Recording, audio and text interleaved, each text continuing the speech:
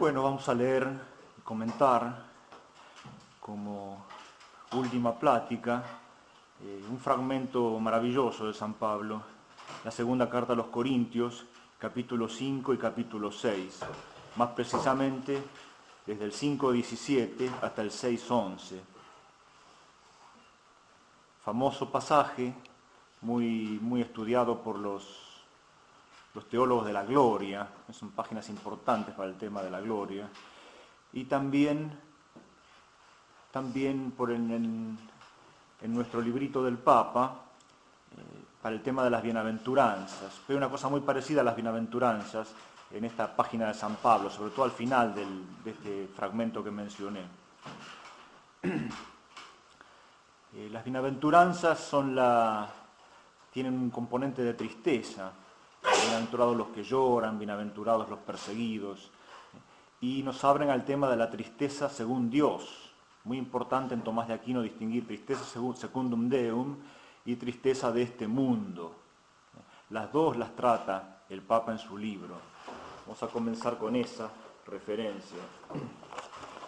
Lo primero, la tristeza según el mundo, en la parte tercera del libro, la parte del amor, esperanza y amor, 1a.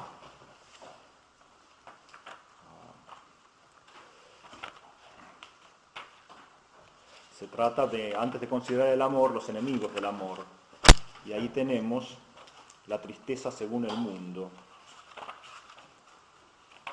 Muy importante meditar sobre esto porque somos frecuentemente acusados de tristes o de pesimistas. Entonces, aclarar estos conceptos tranquiliza nuestro corazón sabiendo que todo lo contrario de tristes y de pesimistas, a pesar de las apariencias y de ver el mal del mundo, eso es otra cosa, ver los males del mundo, el cristiano se mueve, esas tristezas, las transforma precisamente en lo que así se llama el capítulo, las bienaventuranzas, fuentes de esta misteriosa felicidad muy distinta de la del mundo también.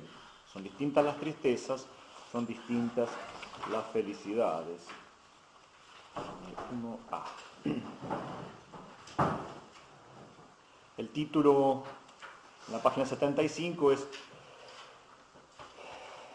se refiere más a la pereza del corazón, pero lo que va a tratar es este tema de la melancolía de este mundo, casi al pie de la página 75, según San Pablo dice, conduce a la muerte, según la carta a los Corintios, un capítulo siguiente al propuesto, 7, capítulo 7, 10.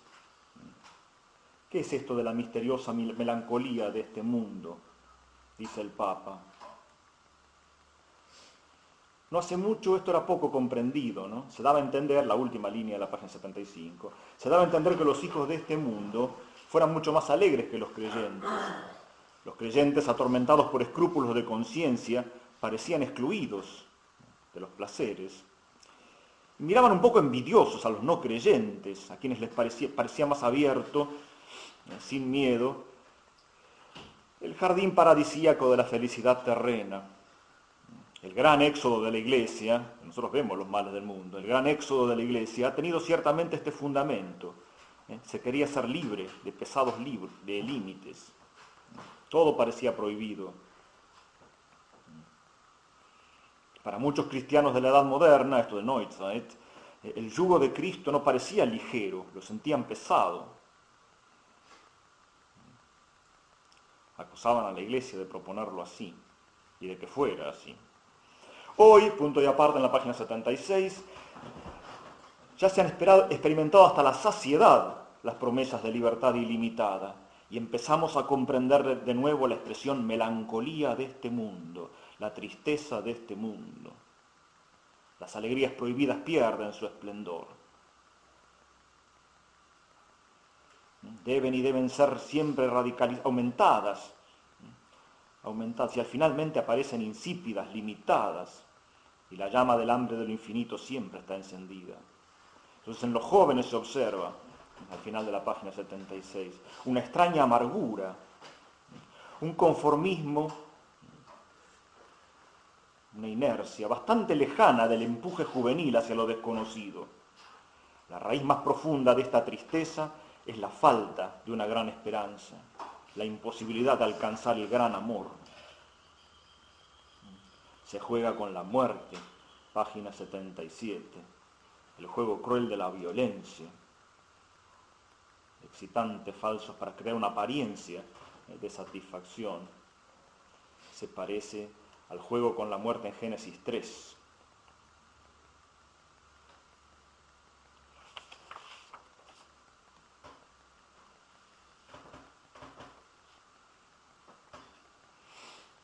Y en las páginas sucesivas desarrolla la vinculación y el desembocar final de todo esto en la desesperación, propiamente en la desesperación.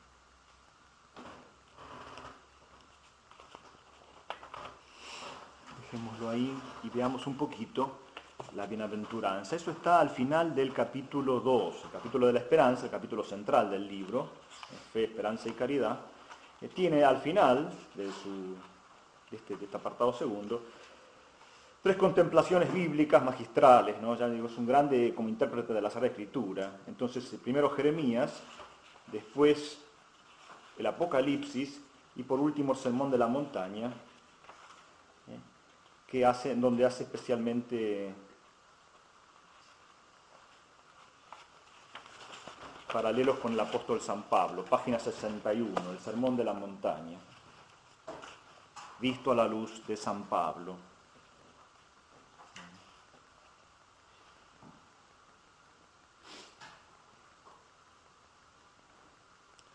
Primero hace un análisis semántico de la palabra, para el párrafo del medio en la 61. El término beatus, bienaventurado, no tiene nada que ver, dice, está pensando en alemán sobre todo, ¿no?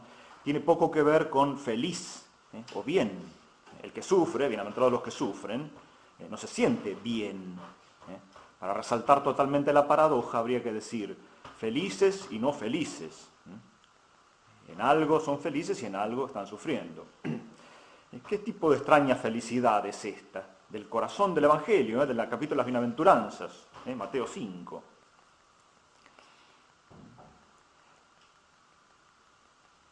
Y está la mención, cerca del final de la página, de Dios y su reino. El tema del reino está aquí especialmente cercano. El reino tiene un componente enorme de alegría, pero también incluye el dolor y la aflicción. Dios y su reino.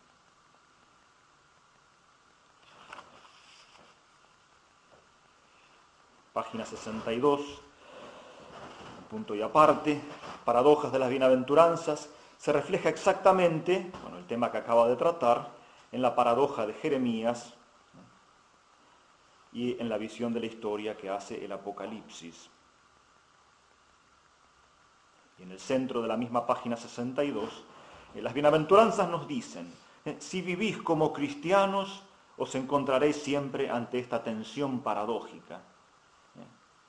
Se hace evidente en el retrato que el apóstol San Pablo ha trazado de sí mismo en la segunda carta a los Corintios, que es el tema que ahora vamos a leer. Esta imagen parece desarrollada a partir de las paradojas del Sermón de la Montaña, las cuales quedan ilustradas por medio de las experiencias personales del apóstol San Pablo, el apóstol de los gentiles. Entonces cita de 2 Corintios 6. Somos los impostores que dicen la verdad, los desconocidos, muy conocidos de sobra, los moribundos que están bien vivos, los penados nunca justiciados, los afligidos siempre alegres, los pobres que enriquecen a muchos, los necesitados que lo poseen todo. La maravillosa síntesis de la paradoja cristiana constituida de experiencia sufrida y vivida. Ya estaba anticipado en la misma epístola, en el capítulo 4. Aunque nuestro exterior va decayendo, lo interior se renueva día a día. Romanos 14, en la vida o en la muerte somos del Señor.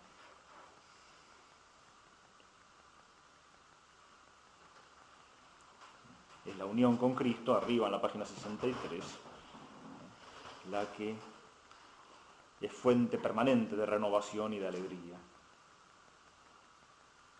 al margen de las circunstancias externas.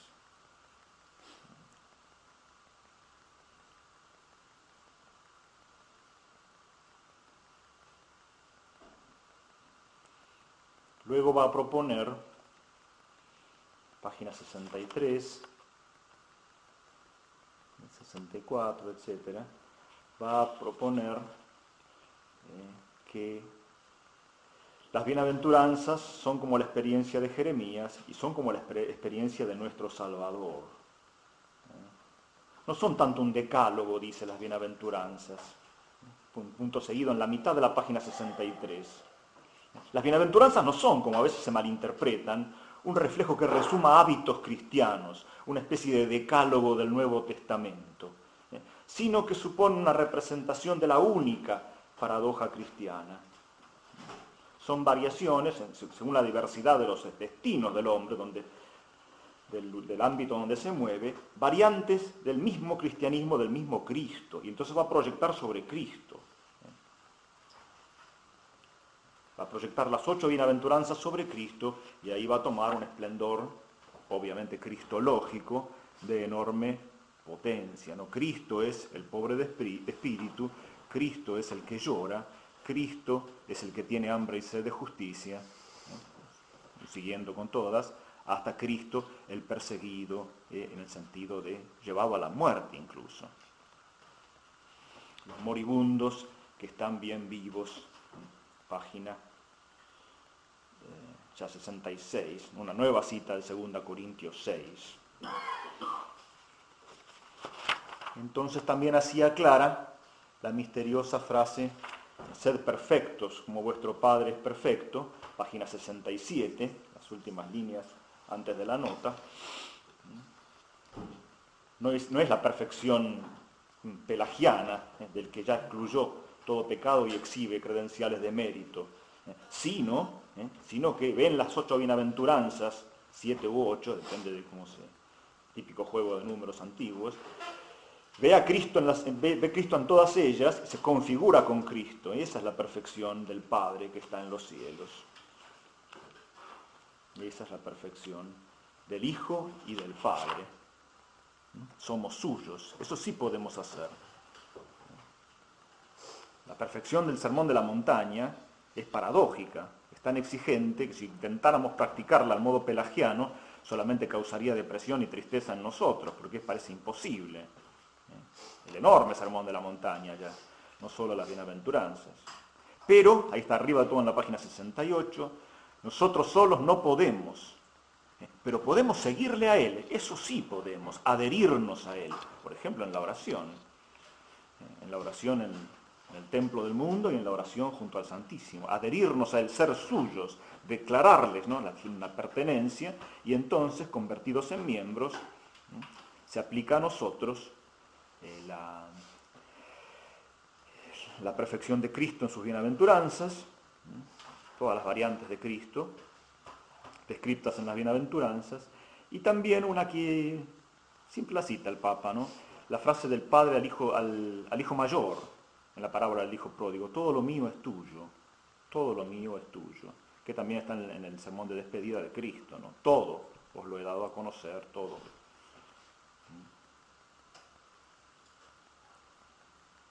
La figura esa la trato después. Vayamos a nuestro texto entonces, a nuestra epístola, y admiremos esta obra maestra que es la segunda a los Corintios.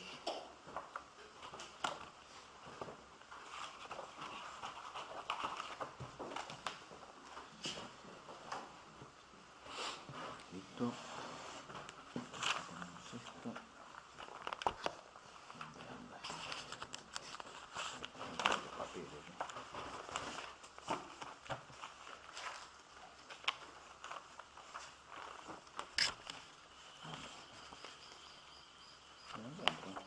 Taylor.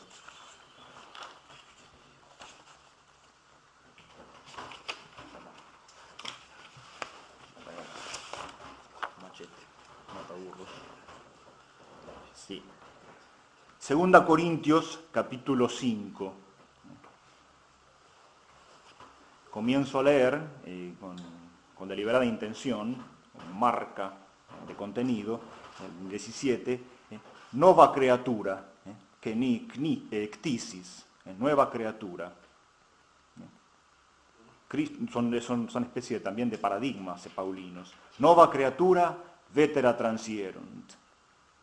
Ecce facta sunt omnia nova. Nueva criatura. Para San Pablo se ve en su propia biografía y ve en el mundo que las cosas viejas han pasado, el estatuto de la ley, el Antiguo Testamento, y que todas las cosas han sido hechas nuevas, omnia nova. Nuevo Testamento y nuevo mundo. Un reino ha sucedido a otro reino. El reino de la gracia ha sucedido al reino del pecado. Y en el 18 ya introduce el tema de la reconciliación, que va a ser importantísimo en el versículo 19. Entonces, nuevo, está en un estudio aquí de Speak sobre estos versículos, tenemos que significa superior, supera en forma inimaginable lo anterior, admirable, inaudito. Eso es lo que significa nuevo en el Nuevo Testamento, incluso en Eurípides, dicen en los clásicos griegos. Nuevo significa sobreabundante, admirable, inaudito, jamás oído, sorprendente, milagroso. Entonces ahí se entiende mejor lo que es criatura nueva. Es la gracia, sorprendente, inimaginable, no proporcionada con nuestra naturaleza, absolutamente superior. Entonces supera también el término nueva alianza, entendido como simplemente cronológico. Supera también las expresiones de los rabinos, que también hablaban a veces de criatura nueva, pero aludiendo simplemente a una conversión moral, a una práctica seria y profunda de la ley. Acá es otra cosa, es una nueva vida que en el Logos, y que en toda parte ve el Logos de Dios, Cristo Jesús.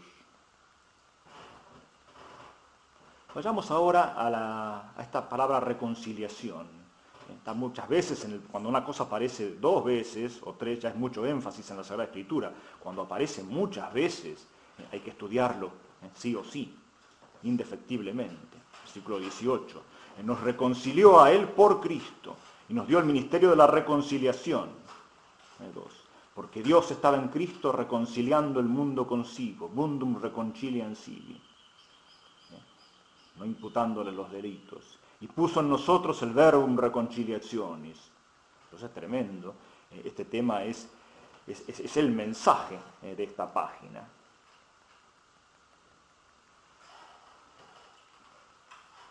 La palabra de la reconciliación, la palabra divina, ¿qué significa esto? Había relaciones hostiles entre la humanidad y Dios. Ahora pasan a ser amicales. El apóstol continúa la obra de Cristo. Esto se verificó sobre todo en Cristo, que derribó el muro de la enemistad. Pero el apóstol continúa, considera su misión es una pura continuación de la de Cristo. Aplicar a las almas los frutos de la redención. No se puede, dice Speak, no se puede expresar en términos más elevados, más altos, el oficio del ministerio cristiano, nuestro oficio.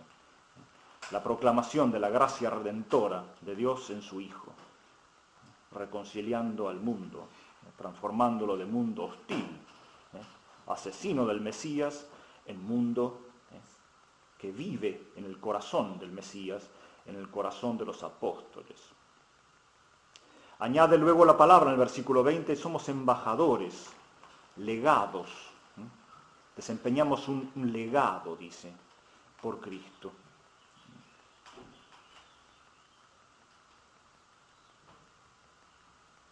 En el Oriente griego, esta palabra designaba los legados imperiales. No era embajador en el sentido moderno, sino los legados imperiales. De tal manera que aquí tendríamos una vez más el tema de Cristo Rey, y los embajadores como legados imperiales de Cristo Rey, el Cristo, gran Rey del mundo.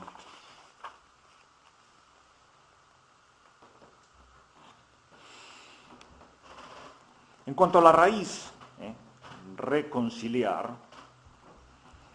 el verbo griego, ¿no? Katallasso, significa unirse a otro, formar parte de, asociarse. Entonces estaba asociando, socio significa amigo en latín, haciendo amigo a lo que era hostil. Cat allo, al lazo, eso significa otro, ir hacia el otro, volcarse hacia el otro. Esta palabra muy rica del idioma griego, allos, significa otro, y tiene muchísimo contenido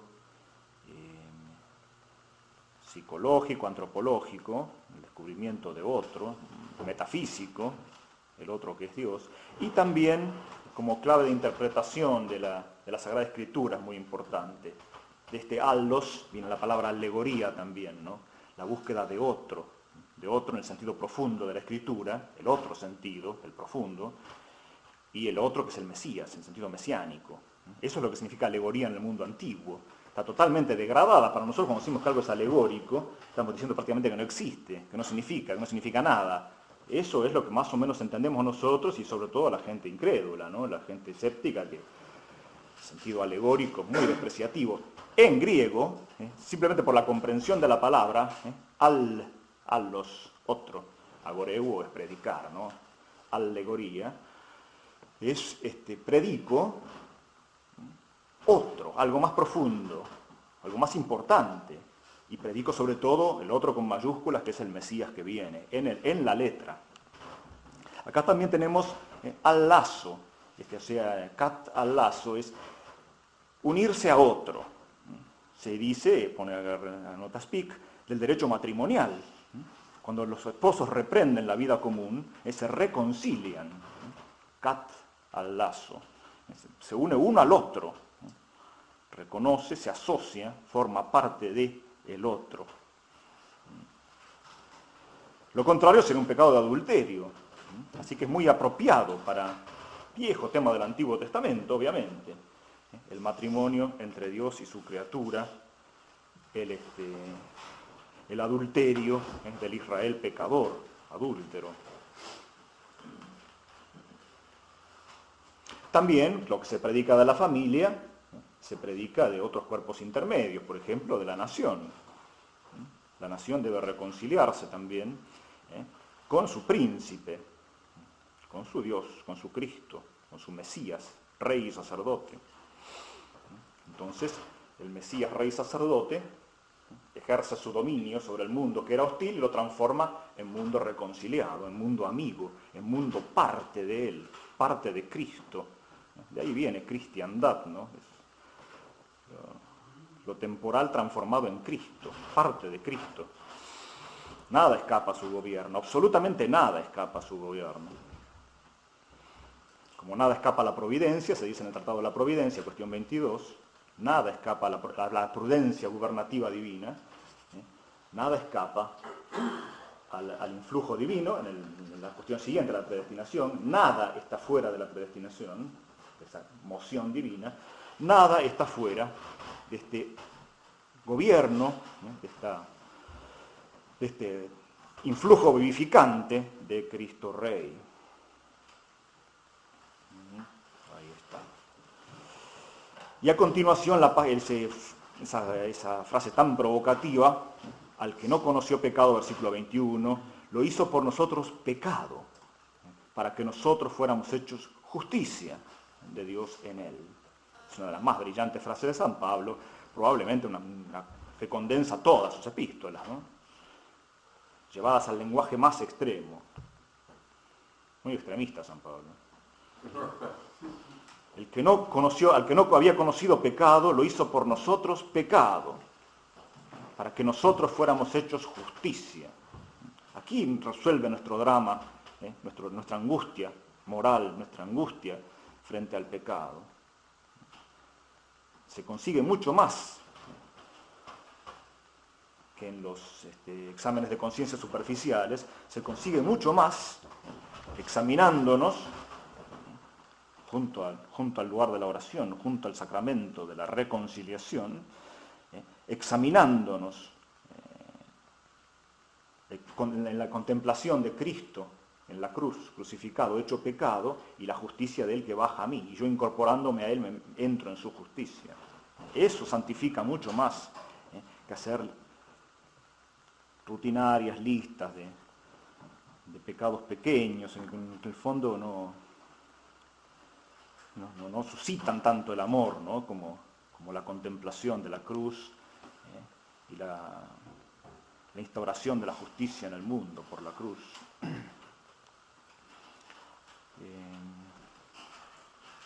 A los que nos dicen que lo hizo pecado, es la vieja palabra hebrea asham, que significa el sacrificio por el pecado. Entonces Cristo se hizo una especie de, como eran esos sacrificios rituales de la antigua alianza, uno se llamaba pecado. Entonces, para atenuar un poco la frase de San Pablo, diciendo que lo hizo una especie de víctima, el cumplimiento perfecto de estas pequeñas víctimas del Antiguo Testamento. Pero no se contraponen, la palabra hebrea significa a la vez, anota speak, significa a la vez el pecado y el sacrificio por el pecado. Es un tema muy profundo de la historia de las religiones que no podemos desarrollar ahora. El tema de la serpiente de bronce, el tema del antídoto, ¿no? Del mismo veneno se saca el remedio, ¿no? Son símbolos que están en todas las razas y culturas del mundo. Lo que era causa de muerte se transforma en causa de vida, y eso también legitima que este sacrificio se llame pecado, porque a partir del pecado, de ahí mismo va a brotar la sanación por misericordia divina, ciertamente. El peso del pecado del mundo lo hizo pecado. Eso es lo que significa, en toda su plenitud. Sí, connota esta palabrita hebrea antigua, pero la supera ampliamente. Lo hizo pecado, no en el sentido de que lo haya cometido, sino en el sentido de haber llevado el peso del pecado del mundo.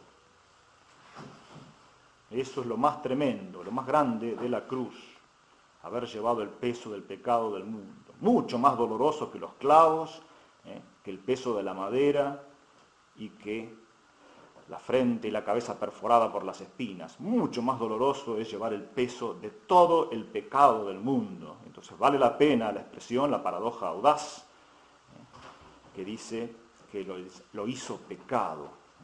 Pecado que inmediatamente se transforma en justicia, ¿no? Muere el Hijo de Dios, inmediatamente se derrama la justicia sobre el mundo entero, arrebata el botín, el rey vencedor arrebata el botín, derrota total del infierno. Llevar el pecado del mundo. Eso está en la obra de Gibson, ahí en la elaboración de Huerto de Getsemaní. Pone en boca del enemigo exactamente eso. No puede un hombre llevar el pecado del mundo. La yishkach nash. Le dice así. No puede, la yishkach.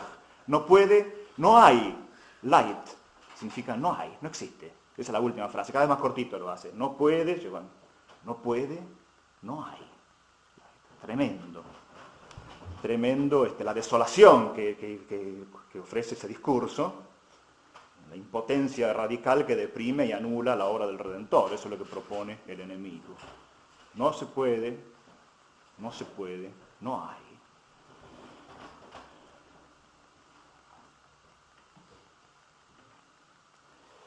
Entonces sí, Cristo hizo eso.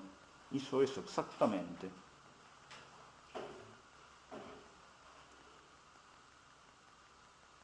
Y el apóstol contempla, toda su vida contempla eso. Ahí toma color, toma vida, se hace agradable. El discurso largo y dialéctico sobre gracia y ley, gracia y pecado. Acá cambia la cosa, acá es una persona, y una persona en su momento crucial de máximo amor, que está siendo contemplada permanentemente, en él y en su aplicación a nosotros. Inmediatamente cambia nuestra vida, tener esta imagen delante de los ojos del alma. Uno no puede sino amar contemplando esto, ¿no? Amar, querer ser igual, incorporarse, jamás alejarse, ¿no? Que nunca pueda separarme de ti. Se está en una oración antes de comulgar, y el Papa siempre la cita, dice que le gusta mucho esa frase. No permitas que nunca me separe de ti. Nunca lejos de la cruz, nunca lejos del Cristo, en su momento supremo de amor.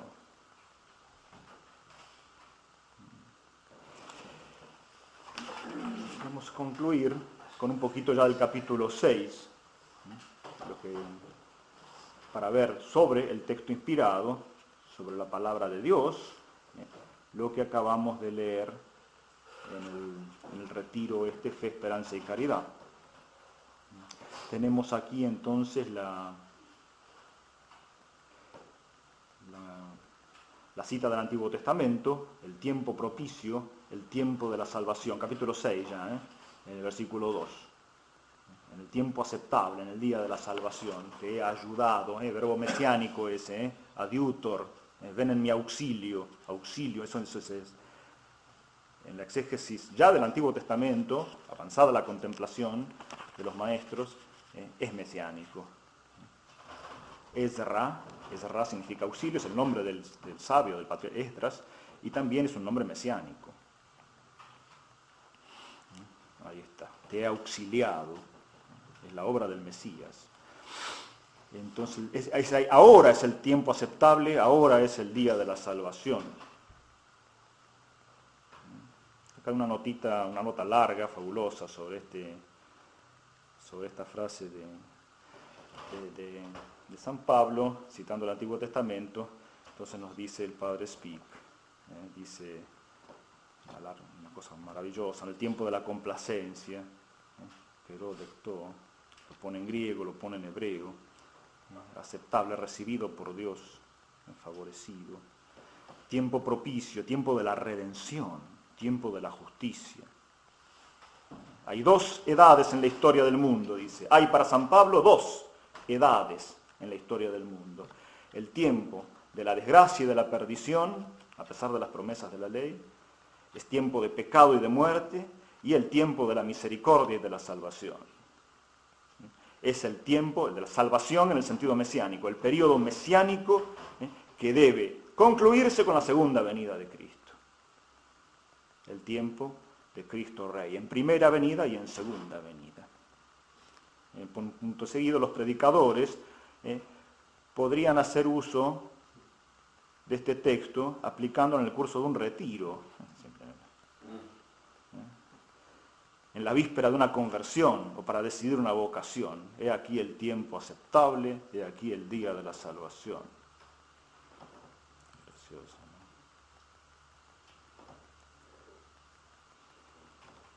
¿no? Synerguntes, esa es colaborando, el auténtico ministro expresa en su vida el dogma de la predestinación. Dios obra, supremamente obra, infinitamente, pero también la criatura no es inerte, también obra, sin erguntes, trabajando. Es así.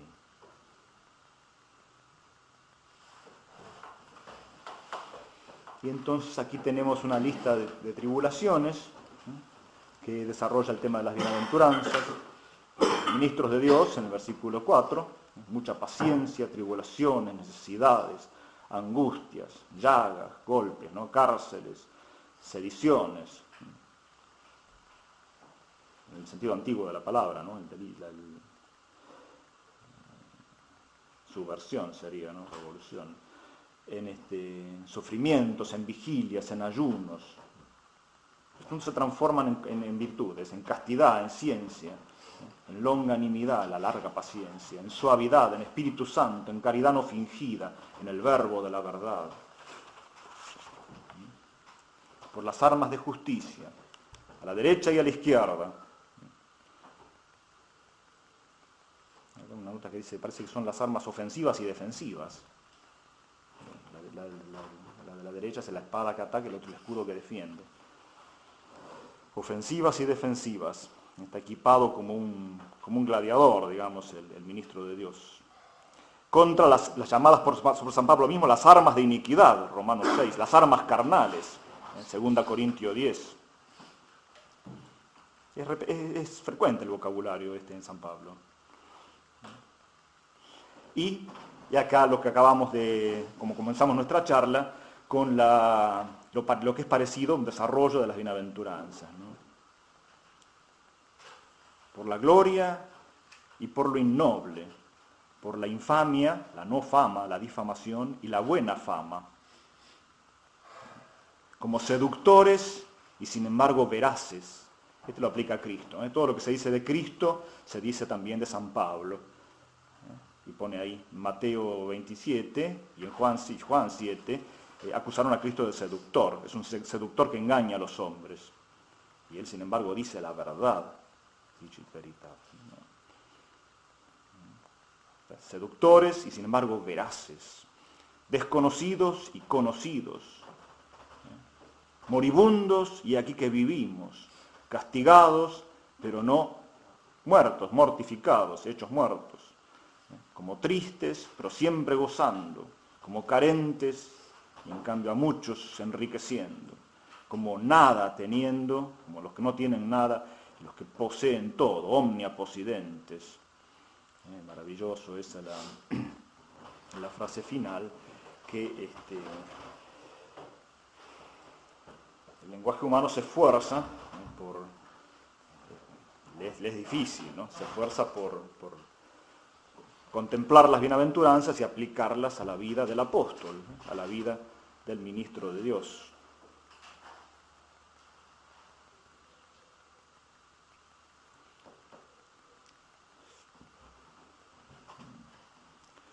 Bueno, podríamos añadir el versículo 11, como diciendo, nuestra boca, dice nuestro discurso, es patente a vosotros, oh Corintios, nuestro corazón se ha ensanchado, para cerrar ahí, mostrando que, conociendo más sobre el alma de San Pablo, realmente es una frase maravillosa, ¿no? Donde se revela su enorme amor por su gente, ¿no? En este caso los cristianos de Corinto, pero realmente la frase es muy reveladora, ¿eh? Es como verlo cara a cara casi, ¿no?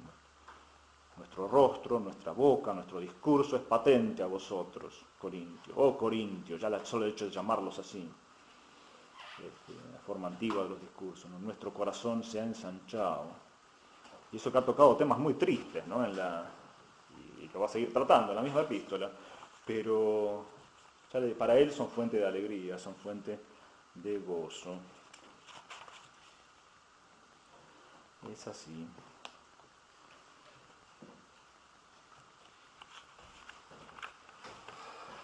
Sí.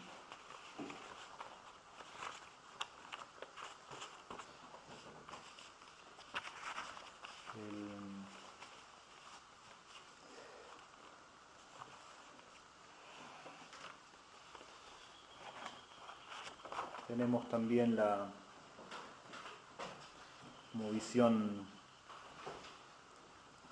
como visión final podríamos mencionar, ¿no? En el capítulo 2, ¿no? El triunfo de Cristo, como se interpreta la palabra triunfo en el sentido antiguo, en el sentido de los imperadores romanos, ¿no? El imperator mundi tiene todas las potencias, las argé, cautivas, ¿no? Eso está muy, muy logrado ahí también, esa visión de triunfo es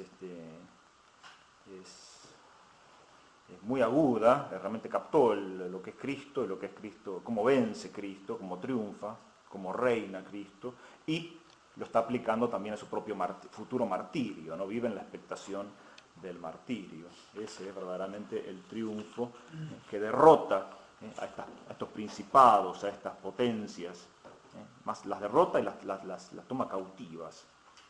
Ese fue el rol de Cristo, ese es el rol de los apóstoles. Bueno, así es la cosa. Gloria al Padre, y al Hijo, y al Espíritu Santo, en el principio y siempre, por los siglos de los siglos. Amén.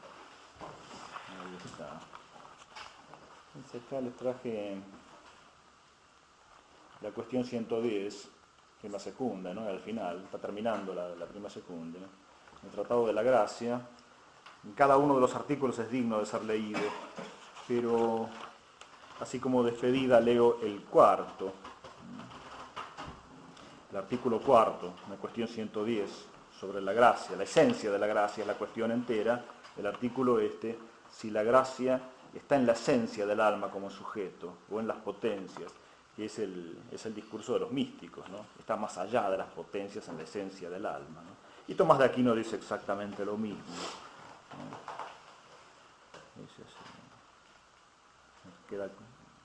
Llegamos a la conclusión de que la gracia, como es anterior a la virtud es la que está en las potencias, la gracia es la raíz de las virtudes, tiene que tener un sujeto, echar raíces en algo anterior a las potencias. Las potencias están las virtudes, la fe, la esperanza y la caridad sobre todo. De modo que está en la esencia del alma, un sujeto anterior a las potencias, subjectum prius potentiis. De modo que posit in essentia anime. Por la potencia intelectual el hombre participa del conocimiento divino, la virtud de la fe. Según la potencia de la voluntad, su querer, su amor, participa el amor divino por la virtud de la caridad.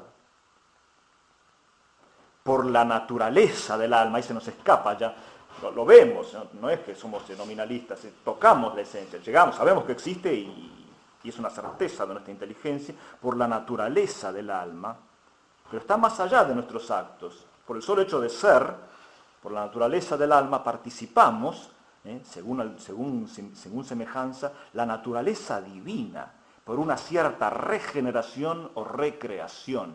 Esta me parece que es la forma más potente y más metafísica de describir lo que es la gracia.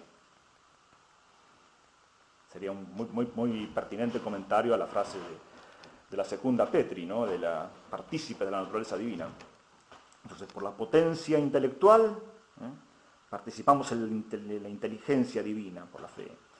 Por la potencia de la voluntad, el amor divino. Pero por la naturaleza, más allá de las potencias, por la esencia del alma, este núcleo, donde habita Dios, este núcleo divino que tenemos dentro, por la naturaleza divina, este don máximo de Dios, en el orden natural y en el orden sobrenatural, elevado al orden sobrenatural, la naturaleza del alma participa, secundum quandam similitudinem, palabra muy rica, muy de gran belleza, la naturaleza divina, naturam divinam, per quandam regenerationem sive recreationem. Dos verbos maravillosos, generar y crear, puestos con el prefijo re. No valen solamente para el Génesis, cuando Dios genera y Dios crea el mundo universo, sino especialmente para la redención, cuando regenera y recrea. Ahí estamos.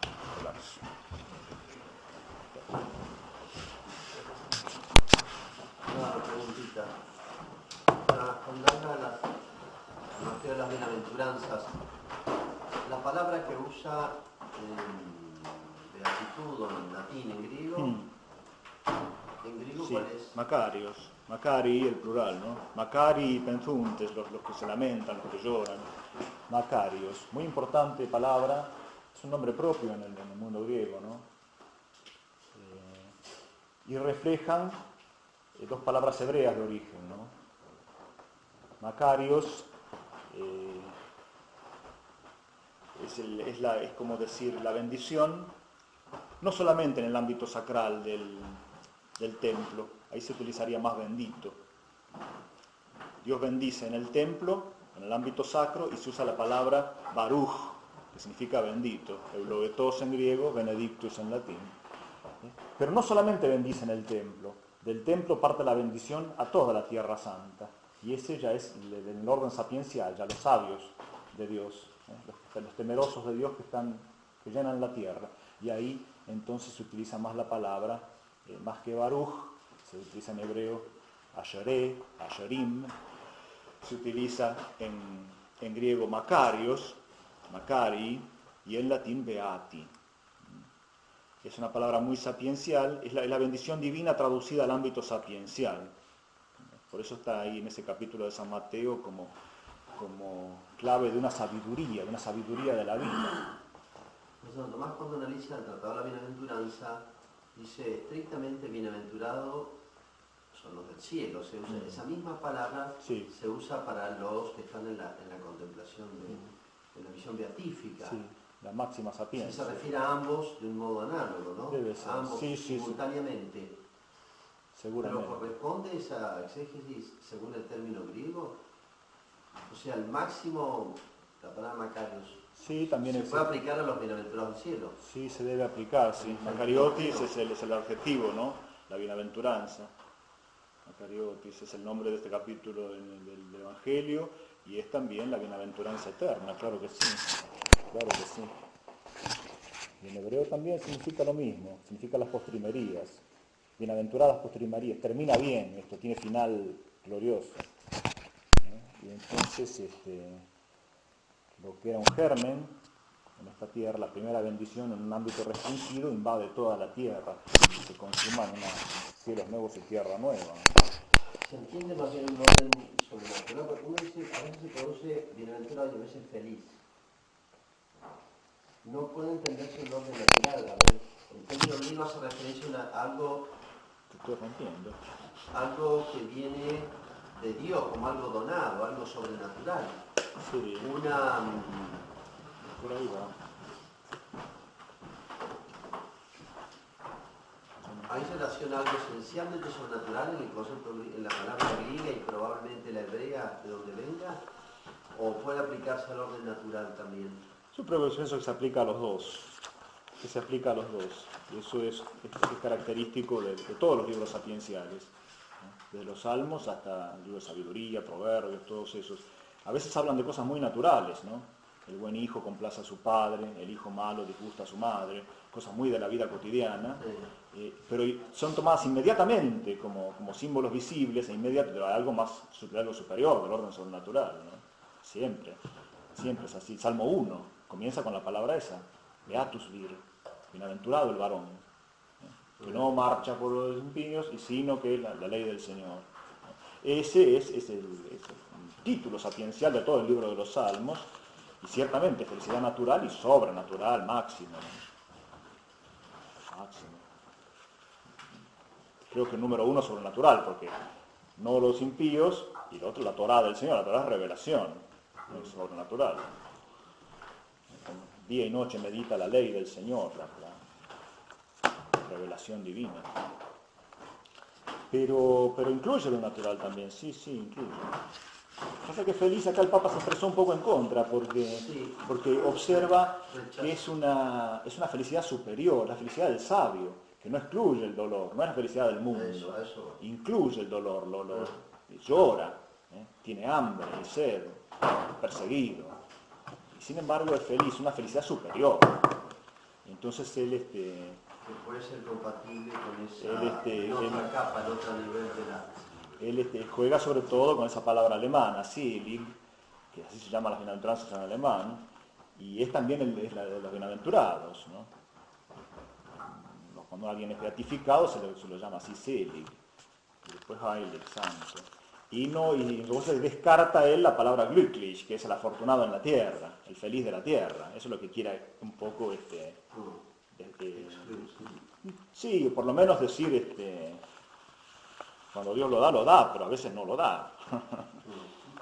Entonces, no por eso el sabio pierde la intimidad con Dios, una alegría profunda.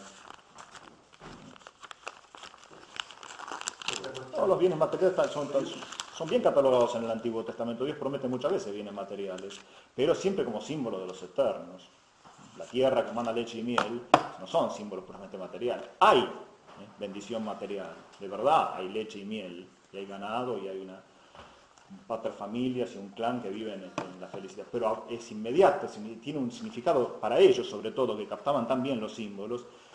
La tierra prometida, la tierra que emana leche y miel, los bienes materiales, inmediatamente remiten a los eternos, ¿no? A los espirituales, a la compañía de Dios, a su ley, inmediatamente. Se expresan muy mal los exégetas que empobrecen el Antiguo Testamento diciendo que eso eran nada más que promesas materiales y no captaban la vida eterna, y todo eso es muy impropio, es una muy mala lectura y una mala comprensión de los símbolos en el Antiguo Testamento, ¿no? La larga vida en el Antiguo Testamento, porque no creían en la vida eterna, entonces la promesa eran muchos años en la tierra. No es tan así. En la sola palabra larga vida ellos captaban una insinuación de vida eterna, la vida para siempre con mi Dios. Juntarme con mis padres junto a mi Dios, no es tanto Sheol, sí. Hasta la cruz de Cristo no pudieron salir de ahí, pero después el deseo está inscrito en el corazón del hombre y está en todo, no puede no estar, no puede no estar la nostalgia y el deseo de lo eterno. No sé por qué circula tanto esa versión derogatoria del Antiguo Testamento, ¿no? Parece que no entendían nada, no entendían la vida eterna, no entendían los bienes espirituales, no entendían la gracia, no entendían nada. Los mayores y los menores. Eso es muy importante, eso es importantísimo. Santo Tomás, de las mejores cosas, de las claves hermenéuticas, dicho en moderno, de Santo Tomás. Hay que distinguir siempre en el Antiguo Testamento los mayores y los menores. Los mayores, Abraham, David, ¿no? La Virgen María, comprendían perfectamente todas estas cosas. Pero a veces los menores no, es decir, con la persona muy limitada, que están presentes ahí, por ejemplo, se ve en la peregrinación por el desierto, los 40 años de desierto, había gente muy pecadora, de visión muy corta, materialista, que fácilmente acusaba a su Dios, se rebelaba contra él, se rebelaban contra Moisés, apegados a las cosas de la tierra. También están los menores, que mucho más que el cabrito que le ofrecía a Dios no veía el símbolo, que veía menos. Lo que su pequeñez le daba, lo hacía. El cabrito se lo daba a Dios, lo inmolaba y veía el sacrificio que a lo mejor no veía que estaba el Mesías ahí. Pero los grandes sí, los grandes sí. Otra cuestión curiosa, ¿por qué en todo el Nuevo Testamento solamente Hebreos habla del sacerdocio de Cristo? Nunca, o en el Apocalipsis hay una imagen, creo, donde Jesús aparece con vestiduras talares. Sí. No hay una sola referencia a Jesús sacerdote. Ahora cuando decías de la palabra Christos, que puede significar tanto rey como sacerdote, pero no es tan explícito, digamos. No es muy explícito, es verdad. Está como escondido, como implícito. Hay acciones sacerdotales de Cristo, pero digo, nunca se lo llama sacerdote. ¿Por qué? Sí, hay cosas que... El Nuevo Testamento es misterioso, ¿no? Por ejemplo, en la carta de San Pablo no hay nunca ninguna parábola del Evangelio. Se ve que él ese ámbito lo había dejado, lo usaba en tradición oral cuando predicaba, y por escrito lo ponía Lucas, pero él en las cartas no hace alusión a ningún evento del Nuevo Testamento. Es raro. Y en sus cartas son siempre sobre la gracia referida a la Iglesia. Esa es la distribución fabulosa que hace de las cartas San Tomás, eso léanlo en la introducción al comentario de San Pablo. Todas son sobre la gracia, referidas a la Iglesia, el cuerpo y cabeza, y se dedica primero a las del cuerpo, ¿no? La gracia secundum se en Romanos, la gracia en los sacramentos, en los Corintios, etc. La gracia que rechaza los sacramentos de la Antigua en Gálatas, la gracia que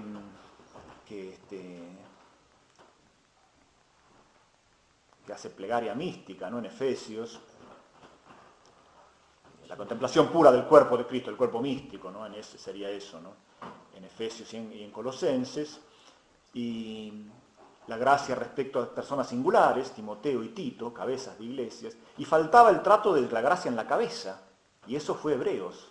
Y ese parece que entonces se lo encomendó la redacción, pues a lo que dice Spick, encomendó la redacción a su mejor discípulo, de una elocuencia extraordinaria, diciéndole, hace falta tratar el tema de la gracia en la cabeza, o sea, de Cristo sacerdote. Y toda la epístola es, conjetura Spick, ¿no?, dirigida a sacerdotes de la antigua alianza, que querían profundizar ese tema, le reclamaban, y sobre Cristo sacerdote. Sería la explicación de por qué están bastante distribuidos, a veces medio como separados los temas, ¿no? San Juan omite deliberadamente cosas que están en los sinópticos, no las trata, no trata la fórmula de la Eucaristía, porque ya está tratada, porque está la disciplina del arcano, ya se ocupa, eso está acá, lo mío es esto otro. Me parece que tenían conciencia bien de los temas teológicos, mucha agudeza, mucha penetración, y dividían también bien, no de la división destructiva, sino la división escolástica, ¿no? la que armoniza, la que tiene inteligencia, y por eso puede ser tranquilamente que el sacerdocio esté en esa carta,